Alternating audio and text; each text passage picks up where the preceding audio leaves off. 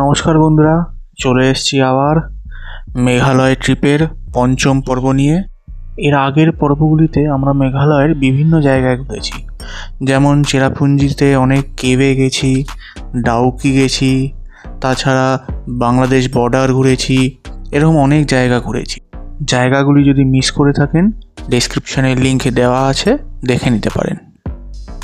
এটি মেঘালয় ট্রিপের শেষ পর্ব, তাই আজকে আমরা শিলংয়ের কিছু সাইট সিন আর আশপাশে কিছু মিউজিয়ামে ঘুরব। তাই দেরি না করে বেরিয়ে পড়লাম আমাদের প্রথম স্পটে, যার নাম এলিফ্যান্ট ফল্ট। এখানে ঢুকতেই একটি ফটোগ্রাফ ঘর দেখতে পারবেন। এখানে আপনারা যেতে পারেন। এখানে ওদের ট্রেডিশন কিছু জামা কাপড় পরিয়ে আপনাকে ফটো তুলে দেবে। এই ফটোগ্রাফিং মোটামুটি 100 টাকা থেকে শুরু। এরপর সিঁড়ি দিয়ে নামলেই আপনারা টিকিট কাউন্টার পেয়ে যাবেন।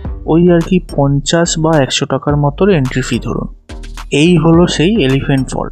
এই জলপ্রপাতটি দেখতে গেলে আপনাকে কিছু সিঁড়ি ভেঙে নামতে হবে, তাই পায়ের ব্যথা থাকলে একটু অসুবিধা হবে। আর নামার সময় একটি ক্যাফেটেরিয়া পাবেন, যেখানে চাইলে আপনারা কিছু খেয়ে নিতে পারেন।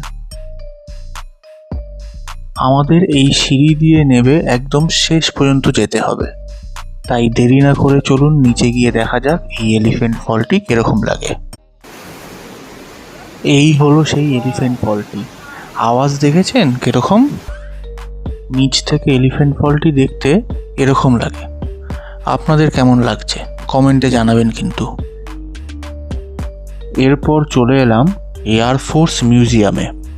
এই মিউজিয়ামে ইন্ডিয়ান এয়ারফোর্সের বিভিন্ন জিনিস সাজানো আছে, যেমন আগেকার প্লেন কীরকম দেখতে হতো, মিসাইল, পুরনো বন্দুক, কিছু ছবি, তাছাড়া ইন্ডিয়ান এয়ারফোর্সের বিভিন্ন ডিপার্টমেন্ট আর তাদের ড্রেস কোড, কোন সময় তারা কী ড্রেস পরে, এগুলো সব লেখা আছে। আর এই দ্বিতীয় রুমটিতে বাচ্চাদের জন্য একটি ভিডিও গেমেরও অপশান আছে। বাচ্চা বা বড়রাও এই ভিডিও গেমটি খেলতে পারে।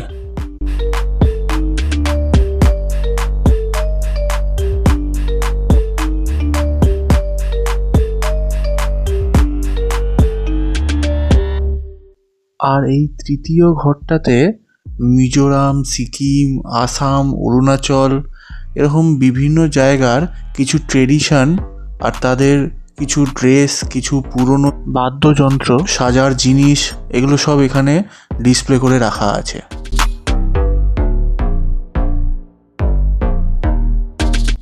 বাইরে কিছু ইন্ডিয়ান এয়ারফোর্সের ফাইটার প্লেন, চপার, এগুলোও কিছু ডিসপ্লে করে রাখা আছে। এগুলো দেখতেও খুব ভালো লাগবে। এর থেকে আপনি বুঝতে পারবেন আমাদের ইন্ডিয়ান আর্মি কতটা স্ট্রং, কতটা ডেডিকেটেড, কতটা পাওয়ারফুল।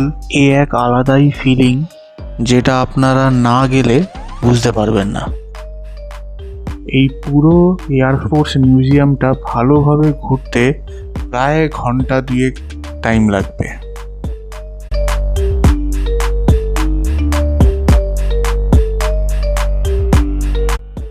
এরপর পৌঁছে গেলাম আমরা ডন বস্কো মিউজিয়ামে।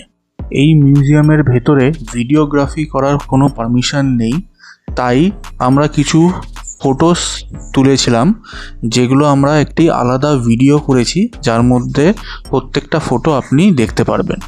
এই ভিডিও ডেসক্রিপশানে মেঘালয় ট্রিপের আগের 4টি পর্বের ভিডিও আর ডন বস্কো মিউজিয়ামের ভেতরের কিছু তোলা ছবির ভিডিও লিংক দেওয়া থাকবে, আপনারা পারলে দেখে নেবেন। এই সব দেখে মেঘালয় ট্রিপটাকে এখানেই শেষ করে আমরা 7টার মধ্যে স্টেশনে চলে এসেছি, কারণ আমাদের 9টার সময় গরিবরথ করে কলকাতায় ফিরতে হবে। এবারের মতো এখানেই শেষ করলাম। আপনাদের সাথে আবার দেখা হবে অন্য কোনো জায়গার ভিডিও নিয়ে।